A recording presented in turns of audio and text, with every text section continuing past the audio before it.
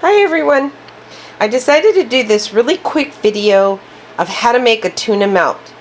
I have my tuna already prepared, as you can see here.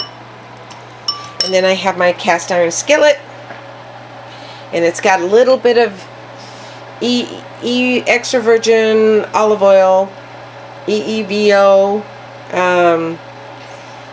So, I mean, you could use whatever oil you want, but I try to use just a small amount. And then, let's see. So make sure that's spread out nice and even. And then what I'm going to do, what I usually do is I go ahead and I heat up one side first.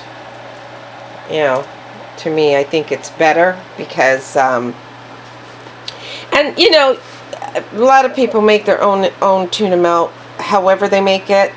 So I mean, you could do however, I mean, you could do it the way you enjoy making it. I want to make sure that that's focusing in correctly here. Ah, there you go. Okay, so I want to make sure that was focused. Okay, so I have it on like a medium heat.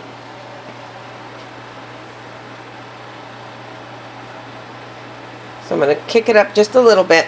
I'm going to raise it just a little bit. And what I want to do is I want to heat both sides, because when I turn it over, I want the cheese to melt on the tuna. And I love tuna. And who has tuna melt for breakfast? I do. I just wanted something different. So tuna melt is it. So, okay, so that's pretty much heated on that side. Okay, and I'm going to just turn it over.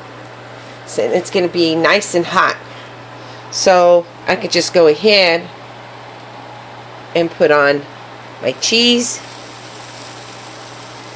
And I'm going to lower it. Then I'm going to lower it. Okay, because I want it to heat up nice and slow. So I want to get some more of that oil in there. So I'm going to roll this around. That's pretty easy.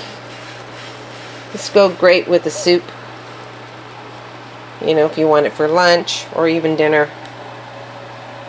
Okay. And then I'm just going to go ahead and add my tuna. It's albacore tuna. I put veganese. Oops. Some veganese. I love veganese. Has no egg in it. And some Dijon mustard, some mustard seeds, Dijon mustard seed along with mustard. I mean, you could put relish if you'd like in it.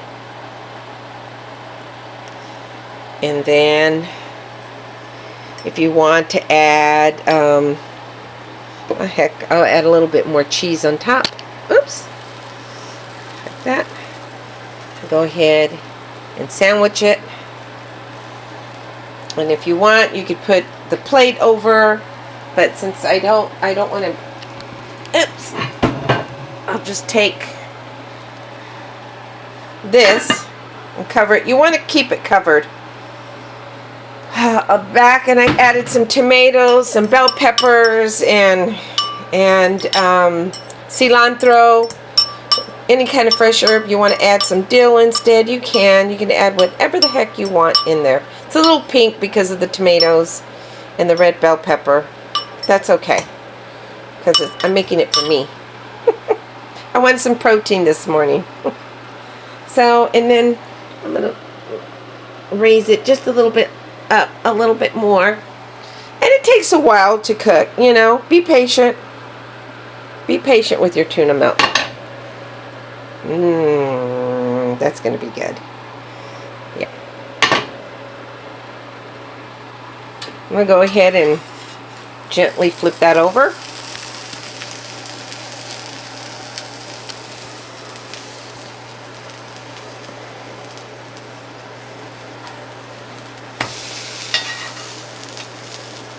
See, it might be a little bit too caramelized, so I'm going to go ahead and lower it again. See, the whole purpose of a tuna melt is you want to melt the cheese. So this is basically how you make your tuna melt. I'm gonna go ahead and remove it. I mean, the whole, like I said, the whole purpose is to melt the cheese. And sometimes you could use, if you want, you could use butter if you'd like. But that's how I make my little tuna melt. Yeah, that's pretty much done. So I'm going to go ahead, serve it on a nice plate. You can cut it in half, serve it with some French fries. So I was craving tuna melt. So hopefully that'll give you an idea of how a tuna melt is made. Okay, I'll talk to you later. I'm going to add some beets to that. Yeah. Alrighty. Have a good one. Tuna melt.